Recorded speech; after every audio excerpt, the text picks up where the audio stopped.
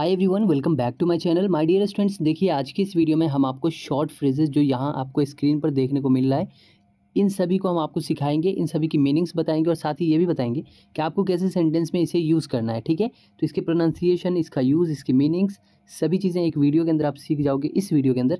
तो आप इस वीडियो को कंप्लीट देखो और सीखने की कोशिश करो। अब आइए हम फर्स्ट से शुरू करते हैं। सबसे पहला हमारा क्या है? ऑटोमेटिकली। ठीक है, ऑटोमेटिकली है ना। ऑटोमेटिकली का क्या मतलब होता है? तो ऑटोमेटिकली का मतलब होता है, यहाँ देखिए, अपने आप। अब ये अपने आप का मतलब जब कोई भी काम अपने आप हो जाता है तो वहाँ पे हम ऑटोमेटिकली का यूज़ करते हैं।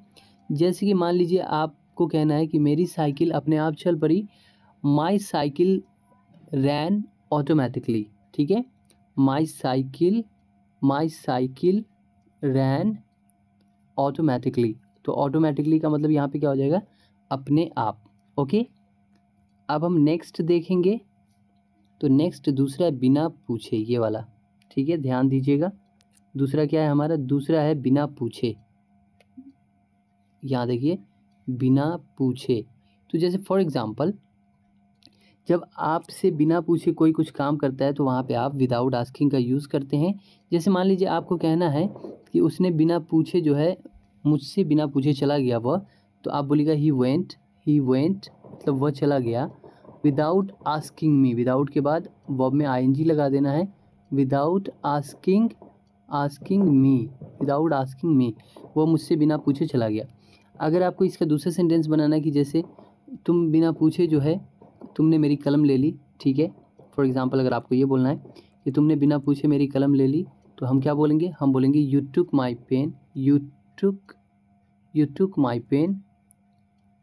Pen without asking. क्लियर हो गया? तो विदाउट आस्किंग का यूज़ भी आपको समझ में आ गया कि बिना पूछे जब आप सेंटेंस बना रहे हो तो वहाँ पे आप विदाउट आस्किंग का यूज़ करेंगे। अब नेक्स्ट जो वर्ड है, जो फ्रेज़ है, शॉर्ट फ्रेज़, वो क्या है हमारा? तो वो है, आप देख लें, वो है आपका ध्यान से। ठीक है, ये वाला, ये क्या है? ध्यान से। अब ध्यान से का मतलब क्या होता है कि कोई भी काम आप ध्यान से करो। ठीक है, तो वहाँ पे हम बोलते हैं कि ध्यान से। ठीक है, जैसे फॉर एग्जांपल आपको कहना है कि ध्यान से पढ़ो, तो हम क्या बोलेंगे? Read mindfully. क्या बोलेंगे? रीड माइंडफुली, यानी ध्यान से पढ़ो। अगर हमें कहना है ध्यान से इस काम को करो, तो हम बोलेंगे डू दिस वर्क माइंडफुली। क्या बोलेंगे? डू दिस वर्क माइंडफुली, यानी इस काम को आप ध्यान से करो। ठीक है, आपको समझ में आ रहा है? तो आपको ये समझना है, डू दिस वर्क माइंडफुली का मतलब क्या हो जाएगा? इस काम को ध्यान से करो। तो यहाँ पे आपको माइंडफुली का समझ में आ गया कि कैसे आपको यूज़ करना है। उसके बाद देखिए बाय चांस। ठीक है, बाय चांस का मतलब होता है संयोग से। बाय चांस, जो बाय चांस हो जाता है, यानी कि जिसको आप करना नहीं चाहते हैं वो अचानक से हो गया, तो ऐसी चीज़ों में हम बाय चांस का यूज़ करते हैं। जैसे संयोग से, यार हमारी मुलाकात उससे बाय चांस हो गई, संयोग से हो गई, तो वी मेट बाय चांस। ठीक है ना। अगर हमें कहना है कि हमारी मुलाकात जो है, हम दोनों संयोग से मिल लिए, तो हम बोलेंगे वी मेट बाय चांस। ठीक है, हमारी मुलाकात कैसे हो गई? बाय चांस हो गई, संयोग से हो गई। ठीक है, उसके बाद देखिए नेक्स्ट जो है हमारा समय पर। क्या है नेक्स्ट? है हमारा, यहाँ देखिएगा, व्हाट इज़ दिस? नेक्स्ट हमारा है समय पर। तो समय पर का मतलब ऑन टाइम। ठीक है, तो जैसे अगर हमें कहना है कि आप अपना काम समय पर करो, you do your work on time, you do your work on time. ठीक है, आप अपना जो काम है ना ऑन टाइम करो। ऑन टाइम का क्या मतलब होता है? ऑन टाइम का मतलब होता है समय पर करो। क्लियर, समझ में आ रहा है आपको?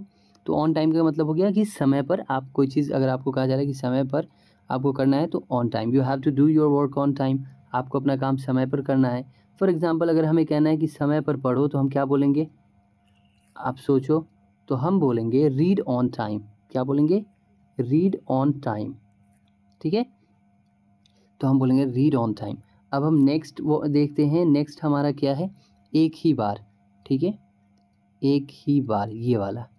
तो एक ही बार का होता है ओनली वंस, क्या होता है ओनली वंस, ये आप देखेंगे ओनली वंस।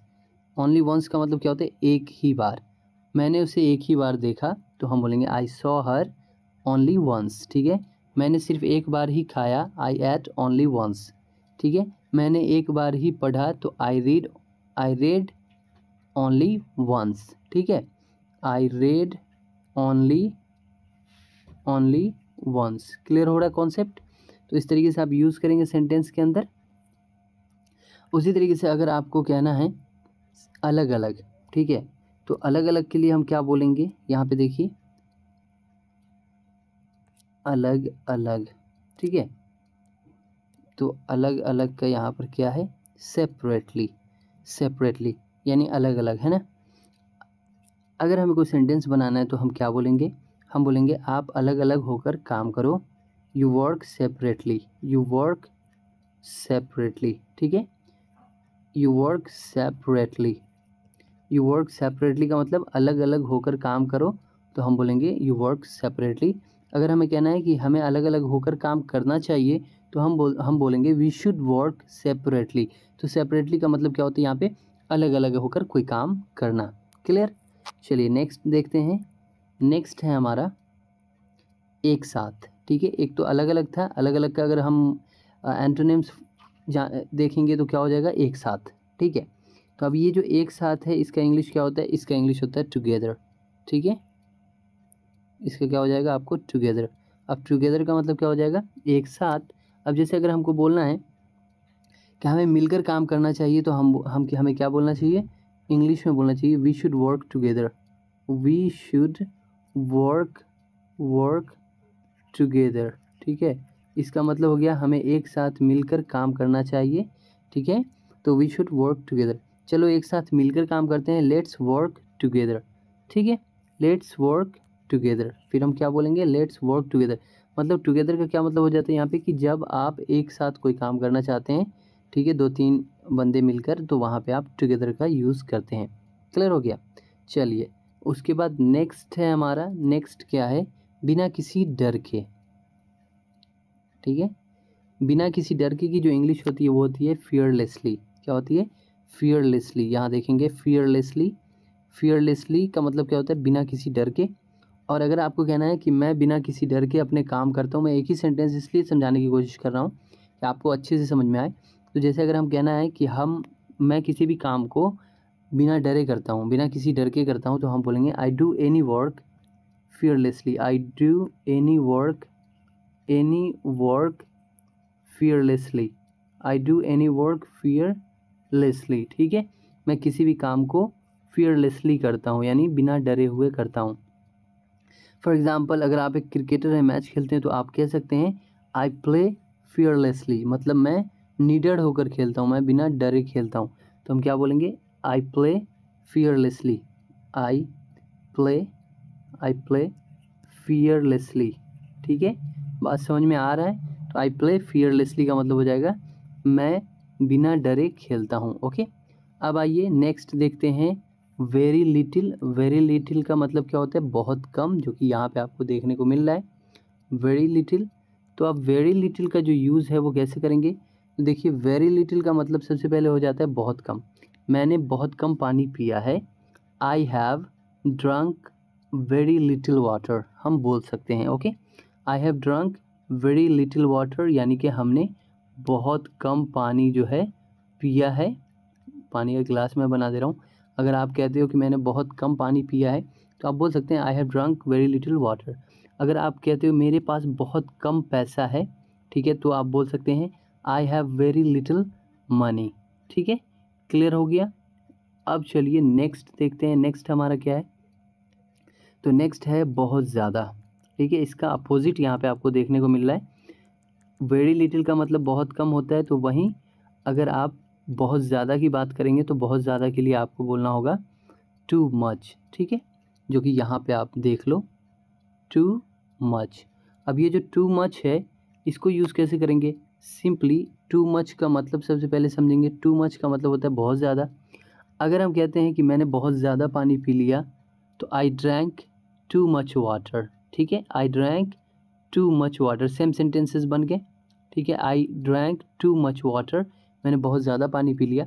या फिर अगर आप कहना है कि मेरे पास बहुत पैसा है तो हम बोलेंगे I have too much money. तो टू मच का मतलब हो जाता है बहुत ज़्यादा। तो कोई भी चीज़ अगर आपके पास अनकाउंटेबल नाउन में ज़्यादा है तो आप वहाँ पे टू मच का यूज़ कर सकते हैं। ओके, उसके बाद नेक्स्ट हमारा देखिए क्या है, सॉरी, तो नेक्स्ट है हमारा ना के बराबर, ठीक है। अब ये ना के बराबर कैसे है ये देखिएगा, हार्डली होता है ना के बराबर की इंग्लिश। तो फॉर एग्ज़ाम्पल यहाँ पे आपने देखा ना के बराबर जिसका होता है हार्डली, इसकी एक मीनिंग और होती है मुश्किल से, ठीक है। तो अब जैसे अगर हमें कहना है मुझे ना के बराबर जॉब मिल सकता है, ठीक है, या मुझे मुश्किल से जॉब मिल सकता है। फॉर एग्ज़ाम्पल हमने दोनों मीनिंग्स को एक साथ आपको बताने की यहाँ पे कोशिश की है। तो अगर आप ये कहना चाहते हैं कि मुझे ना के बराबर जॉब मिल सकता है या मुझे मुश्किल से जॉब मिल सकता है तो आप बोलिएगा I can get the job hardly, ठीक है। क्या बोलिएगा, I can get the job, I can get the job hardly. तो यहाँ पे जॉब हार्डली का मतलब नहीं है, यहाँ पे आई कैन गेट है ना। तो आई कैन गेट मतलब मैं जॉब पा सकता हूँ, बट कैसे, हार्डली, यानी मुश्किल से पा सकता हूँ। इसका मतलब ना के बराबर है चांसेस हैं कि मैं पा सकता हूँ, ठीक है। अगर फॉर एग्ज़ाम्पल आप किसी की मदद ना के बराबर कर सकते हैं, मतलब कि बहुत मुश्किल है मदद करना, तो आप बोल सकते हैं कि I can hardly help someone या I can help someone hardly, ठीक है। यानी कि यहाँ पे मतलब हो जाएगा आप ना के बराबर जो है वो काम कर सकते हैं, वो मुश्किल से भरा पड़ा है, ठीक है।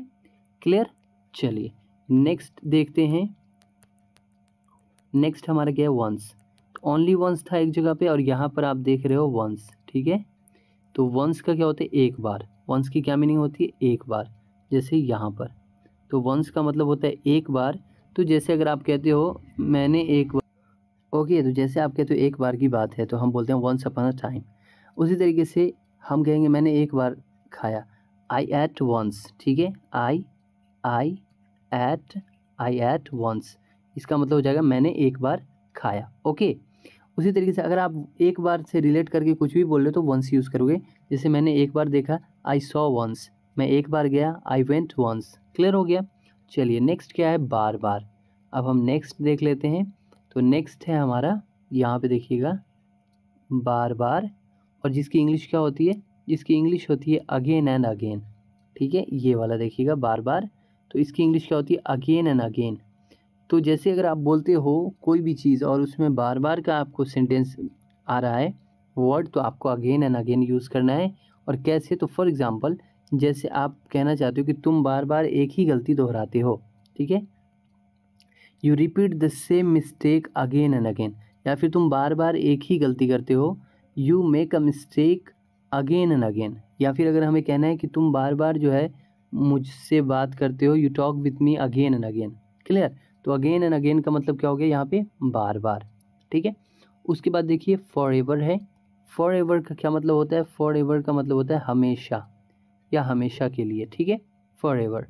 तो अगर आप ये कहते हो कि हमेशा के लिए, फॉर एवर, कि मैं हमेशा के लिए जा रहा हूँ, तो आप क्या बोलेंगे, I am going for ever, ठीक है। अगर आप कहना चाह रहे हो कि मैं हमेशा के लिए जो है पढ़ाई छोड़ रहा हूँ, तो आप बोल सकते हो I am dropping my study for ever, ठीक है। I am dropping my study for ever, यानी मैं हमेशा के लिए पढ़ाई छोड़ रहा हूँ, तो आप फॉर एवर का यूज़ कर सकते हैं।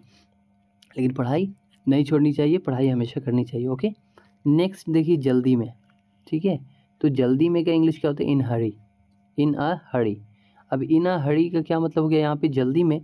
तो इन अ हरी का मतलब जल्दी में हुआ, इसका सेंटेंस में कैसे यूज़ करेंगे, तो सिंपली अगर आप कहते हैं मैं जल्दी में हूँ, आई एम इन अ हरी, ठीक है, आई एम इन अ हरी, मैं जल्दी में हूँ। क्या तुम जल्दी में हो, आर यू इन अ हरी, क्या तुम जल्दी में हो, आर यू इन अ हरी, ऐसे हम सेंटेंस बोल सकते हैं। और एक फ्रेज होता है जिसे हम बोलते हैं कि जल्दी करो, तो वहाँ पर हम बोलते हैं हरी अप। क्लियर हो गया। अब ये लास्ट वाला हम लोग देखेंगे। तो लास्ट वाला क्या है, स्टेप बाय स्टेप, ठीक है। यहाँ देखिए लास्ट वाला हमारे सामने है स्टेप बाय स्टेप, जिसका मतलब होता है धीरे धीरे, ओके। तो ये देखिएगा यहाँ स्टेप बाय स्टेप मतलब धीरे धीरे। तो फॉर एग्ज़ाम्पल जब भी कोई काम, चाहे वो स्टडी हो चाहे वो कोई भी काम हो, और उसे हमें धीरे धीरे करना चाहिए, तो वहाँ पे हम स्टेप बाय स्टेप का यूज़ कर सकते हैं। जैसे कि फॉर एग्ज़ाम्पल कोई काम आप शुरू करते हो तो उसको सबसे पहले अगर पढ़ रहे हो, किसी भी चीज़ का नॉलेज लेते हो तो बेसिक से आप एडवांस जाते हो। तो इसका मतलब बेसिक है, ठीक है, फिर मीडियम है, फिर एडवांस है। तो यहाँ पे क्या हुआ, एक स्टेप बाय स्टेप आप चले। तो वहीं उसी स्टेप बाय स्टेप के सेंस में हम कह सकते हैं कि धीरे धीरे, जैसे फॉर एग्जांपल हमें कहना है कि धीरे धीरे तुम इसे सीखने की कोशिश करो, you try to learn it step by step, ठीक है। तुम अंग्रेज़ी जो है ना धीरे धीरे सीखो, you learn English step by step. Clear हो गया। तो इस तरीके से आप जो है इन सारे वर्ड्स का यूज़ अपनी इंग्लिश में कर सकते हैं और आपको ये पता चल गया होगा कि ये सारे के सारे वर्ड कितने इंपॉर्टेंट हैं, ठीक है। अब आपसे एक छोटा सा रिक्वेस्ट ये रहेगा कि आपका तो कुछ नहीं जाता है, हम आपसे कुछ मांगते भी नहीं हैं, बट आप हमें एक लाइक कर दोगे तो आपका कुछ नहीं जाएगा। साथ ही अगर आप नए हो चैनल पे तो चैनल को सब्सक्राइब ज़रूर किया करो और अपने दोस्तों के साथ शेयर किया करो, ठीक है। और चैनल को सपोर्ट ज़रूर कीजिए, ठीक है। तो आज के लिए बस इतना ही रखते हैं, मिलते हैं नेक्स्ट वीडियो में, तब तक के लिए bye bye, thanks for watching.